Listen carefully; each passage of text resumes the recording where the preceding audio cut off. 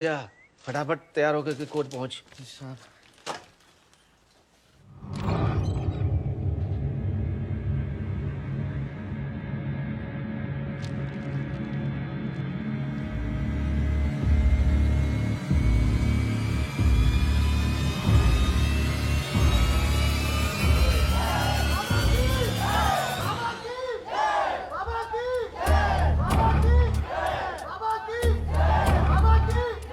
Session court में 5 बार जमानत याचिका खारिज होने के बाद बाबा ने हाई कोर्ट का दरवाजा खटखटाया है। क्या देश के जाने माने वकील राम चंदवानी आज उन्हें जमानत दिलवा पाएंगे?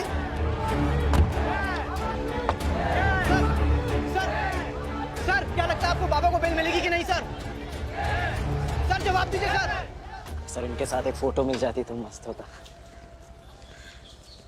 मेरे साथ तो नहीं मांगी कभी।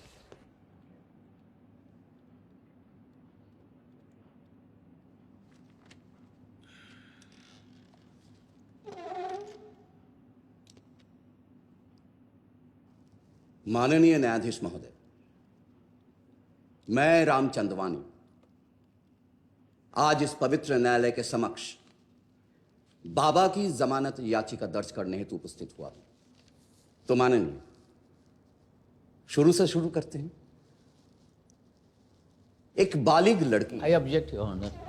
Sorry, sir. Senior Learned Counsel cannot use the word बालिग. आई कैन मिस्टर सोलंकी, क्योंकि मेरा विश्वास है कि वो लड़की बालिग है, जैसे आपको विश्वास है कि वो नाबालिग। नहीं सर, मैं विश्वास के बेस पे नहीं कह रहा हूं, मैं एविडेंस के बेस पे अपनी बात कह रहा हूं। पहुंचूंगा, वहां तक भी पहुंचूंगा। प्रथम सूचना विवरण, जिसे हम एफआईआर के नाम से जानते हैं, वो एक ऐसे पुलिस थाने में दर्ज होती है जिसका उस घटनास्थल के साथ कोई लेना देना ही नहीं है। मैं इस बात का खंडन करता हूं महोदय। बाबत शून्य प्रथम सूचना विवरण, जिसे हम 0 एफआईआर भी कहते हैं, वो यहाँ पे लागू होती है। और मुझे अपनी पता क्यों सीनियर लर्नेड काउंसिल इस बात को मुद्दा बना रहे हैं। माननीय न्यायाधीश से मैं राम चंदवानी प्रार्थना करता हूं कि आदरणीय सोलंकी जी को मेरी जिरा के बीच में कुछ भी कहने से रोका जाए। सोलंकी जी, जी अब आप कुछ नहीं बोलेंगे, आपकी भी सुनी जाएगी। चंदवाई जी प्रोसीड। धन्यवाद। तो मामला वहां दर्ज होने से पहले रोज नामचा को अपना आधार बनाकर एक महिला पुलिस कथित पीड़िता को सरकारी चिकित्सालय में ले जाती है और चिकित्सा परीक्षण कराया जाता है, और जो मन पड़ता है वो वहां होता है। और इस विवरण में जो उतारा जाता है उसके आधार पर एफआईआर दर्ज कर ली जाती है। माननीय, यह विधि का सुस्थापित सिद्धांत है कि पीड़िता का चिकित्सा परीक्षण एफआईआर से पहले नहीं हो सकता। और अगर आप ध्यान से देखेंगे इस मेडिकल रिपोर्ट को, तो आपको पता चलेगा कि कैसे दिल्ली पुलिस पहले चिकित्सा परीक्षण करते हैं, फिर एफआईआर दर्ज करके हमारी कानूनी सिद्धांतों की धज्जियां उड़ाती है।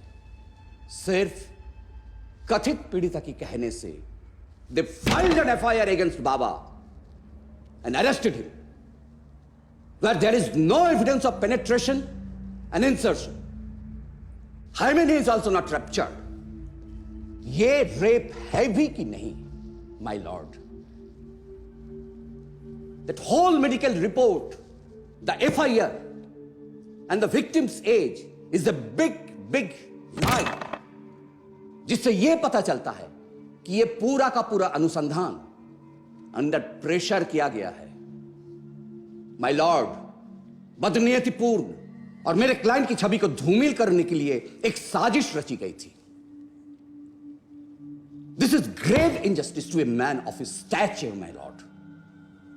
मेरे क्लाइंट सिर्फ मेरा क्लाइंट ही नहीं है, इस देश की आस्था का प्रतीक है। कैसे कोई चंद रुपए और अपना पर्सनल एजेंडा पूरा करने के लिए इस हद तक गिर सकता है? दिल्ली पुलिस से निकला हुआ यह झूठ एक महामारी की तरह कैसे फैल सकता है? And this is my request, यह पूरा का पूरा अनुसंधान सीबीआई को सौंपा जाए। And I request the court grants him bail. That's all my Lord.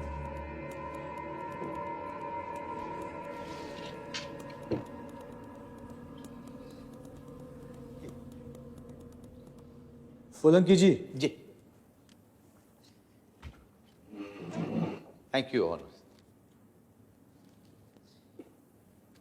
हमारे वरिष्ठ अधिवक्ता जी ने बड़े महत्वपूर्ण मुद्दे उठाए और मैं बहुत पूर्ण रूप से आपसे सहमत हूं अगर केस नॉर्मल होता तो। मगर ये केस नॉर्मल नहीं है। सारे मुद्दों का सार है पॉक्सो। पॉक्सो क्या है? Protection of children from sexual offences act 2012 Delhi के निर्भया केस के बाद यह लागू किया गया था। अरे पॉइंट पे आइए ना महाराज। आ रहा हूं सर, आ रहा हूं। हमारे senior learned council POCSO act को पढ़ के नहीं आए हैं, इसके बारे में ज्यादा कुछ जानते नहीं हैं, या फिर अदालत को गुमराह करने की कोशिश कर रहे हैं। How dare you? Are you accusing me of lying in court? Complete कर ले sir. I am sorry sir. मैं तो कुछ फैक्ट्स हैं जो कोर्ट के समक्ष प्रस्तुत करना चाहता हूं। और फैक्ट्स क्या है? पॉक्सो कानून के तहत अगर अक्यूज ने 18 वर्ष से कम किसी पीड़िता के प्राइवेट पार्ट को भी टच किया है ना जनाब, तो वो रेप 376 के अंतर्गत आता है। उसके लिए जरूरी नहीं है कि पेनिट्रेशन या इंसर्शन हो, है? और ऐसा मैं नहीं कह रहा हूं, ये यहां लिखा। I know what Pocso says. तो चांदवानी साहब, आपको ये भी पता होगा कि पॉक्सो कानून सेक्शन 27 हमको इस बात की इजाजत देता है कि पीड़िता का मेडिकल एग्जामिनेशन FIR से पहले कराया जा सकता है, बशर्ते वहां पर किसी महिला पुलिसकर्मी की उपस्थिति हो और किसी रिश्तेदार की मौजूदगी। कोर्ट में केस पर हमारे आर्गुमेंट का सीधा मतलब होता है कि हम में से कौन सही है, लेकिन यह केस कोई साधारण केस नहीं है।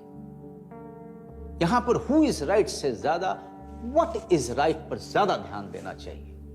एक नाबालिग लड़की को, नाबालिग पीड़िता को बालिग ठहराने की कोशिश की जा रही है और एविडेंस के नाम पे सन्नाटा और हवाई और चिकम चिल्ली छोड़ के अगर कुछ सॉलिड प्रूफ है तो कोर्ट के समक्ष रखे, मैं आर्गुमेंट करने को तैयार हूं। Rarest of the rare case है जनाब, इसमें तो बेल कतई नहीं मिलनी चाहिए।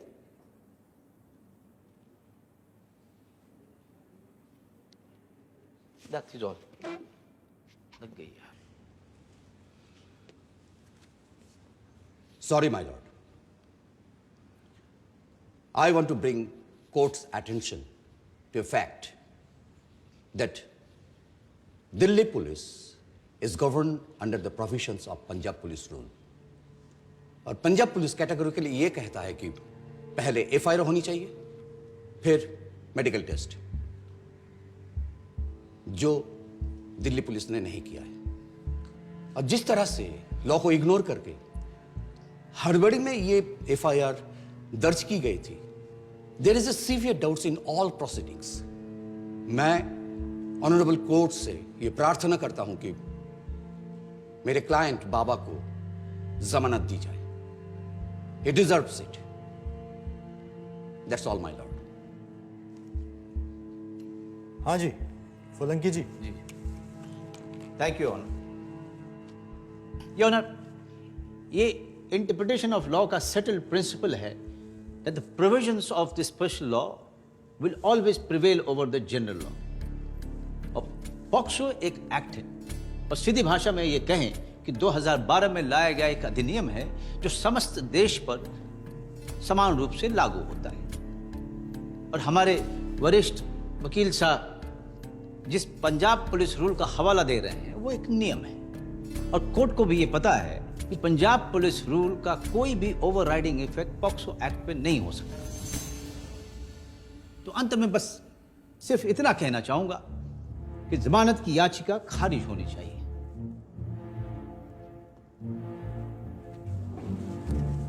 That is all.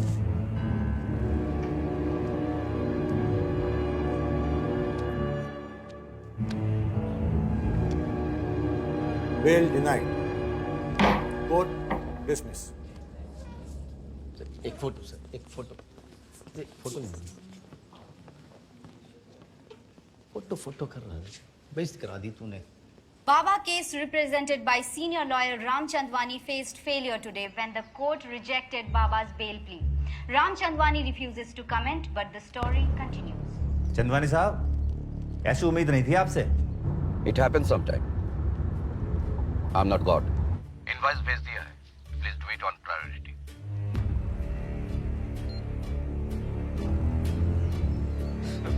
गुरुजी, वो भाई बोल रहे हैं बस 6 महीने और उसके बाद आप बाहर आ रहे हैं जनता का कल्याण करने।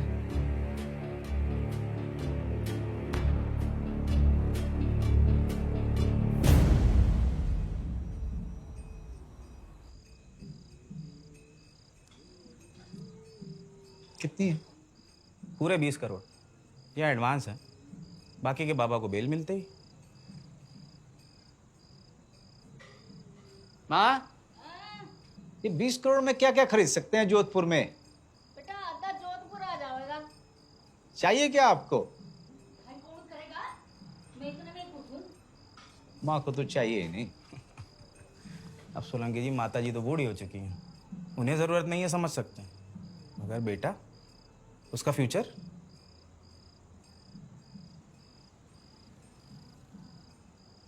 उषा जी, आपको उठ जाना चाहिए था अब तक। मतलब उठिए और जाइए।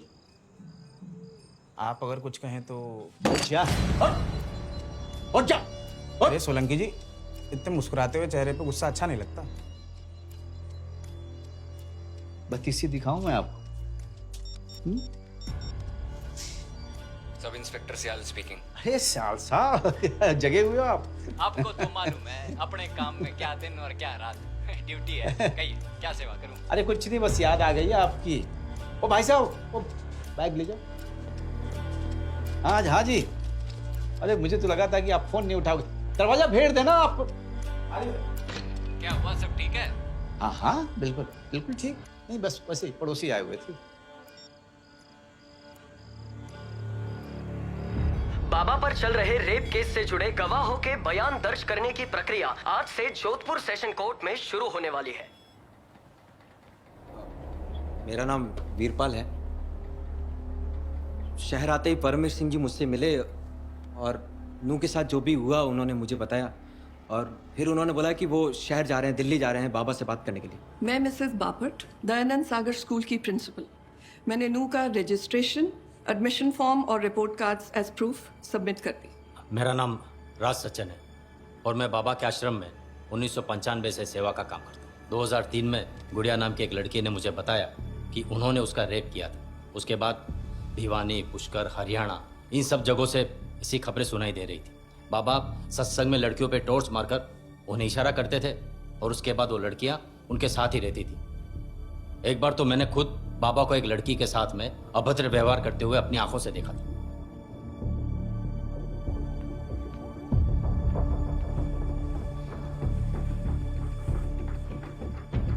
सवालों का स्तर बहुत गिरा हुआ भी हो सकता है। तुम्हें तोड़ने की बहुत कोशिश होगी। घबराना नहीं बच्चा।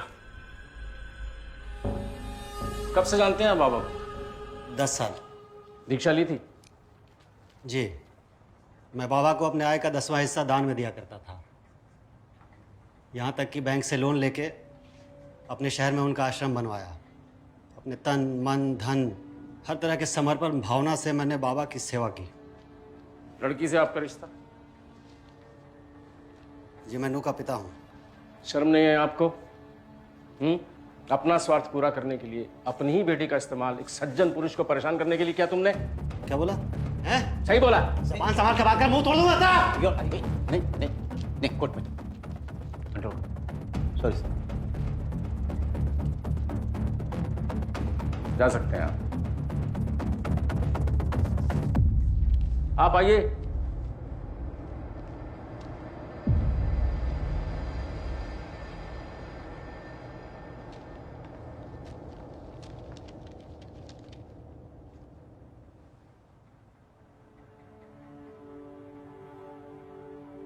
आप अपने फादर से डरती हैं? योर ऑनर, क्या है ये इररिलेवेंट सवाल पूछ रहे हैं sir? Objection overruled. Proceed mister Sharma. उनका हर कहा मानती हो? जी उनका डर है इसलिए? नहीं। नहीं। कब दीक्षा ली थी आपने बाबा से? 6 साल पहले। मतलब तब आप 12 साल की होंगी? जी नहीं, मैं 10 साल की थी तब। ओके, आप 10 बोलती हैं तो 10 ही सही। आपको लगता है कि आप उस समय इतनी बड़ी थी कि आपको ये समझ हो कि किससे दीक्षा लेनी चाहिए और किससे नहीं?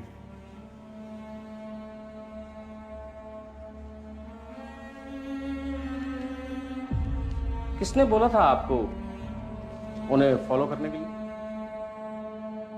मेरे परिवार वालों ने। परिवार में किसने? भी स्पेसिफिक। पापा ने। पापा के डर से? नहीं। तो मना कर सकती थी आप? नहीं। तो मतलब डर ही हुआ ना? कब और कहां प्लानिंग की बाबा को फंसाने की? आज आपको अपने पिताजी से डरने की बिल्कुल जरूरत नहीं है। हम सब लोग हैं यहाँ आपको सपोर्ट करने के लिए, पुलिस प्रोटेक्शन देंगे। कोई प्लानिंग नहीं की है। बाबा ने जो किया है मेरे साथ, मैंने आपको वही बताया है। Your honour, I object sir. Objection की जरूरत नहीं है, रिलैक्स सुमति साहब।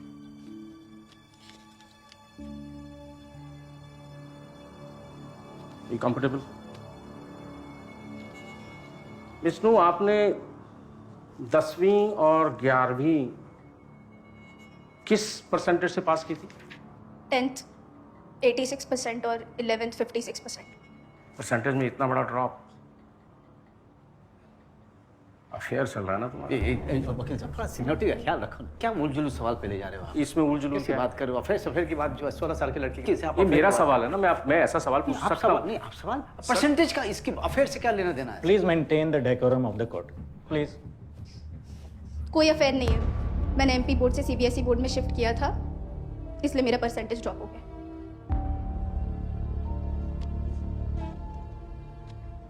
That's all, Your Honor. Thank you.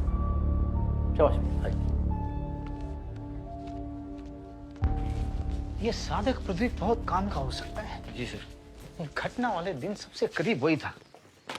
I want to grill him. अगर उसने कबूल कर लिया ना बिट्टू। मैं समझ गया सर। सर, कल रात को एक नई बात पता चली है सर। क्या? ये महेश भवचंदानी जो है, बाबा और उसके बेटे पर जितने भी पुराने केसेस हैं ना सर, इन सभी विक्टिम्स को लीगल असिस्टेंस इन्होंने ही प्रोवाइड कराया था। केसेस क्या है? Land grabbing, molestation. ओहो, ये सिलसिला काफी दिन से चल रहा है इनका। ये बहुत इंपॉर्टेंट है बिट्टू। तू कनेक्ट कर।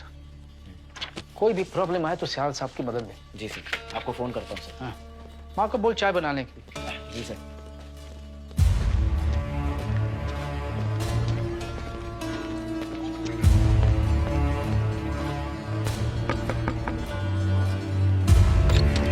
प्रदीप कहाँ है? प्रदीप जब से जेल से रिहा हुआ है तब से घर पे आया ही नहीं साहब। भाई, महेश भवचंदानी और उन 2 साधिकाओं ने मिलकर आपके खिलाफ रेप केस दर्ज करवाया है। आप वहां से फौरन निकलिए।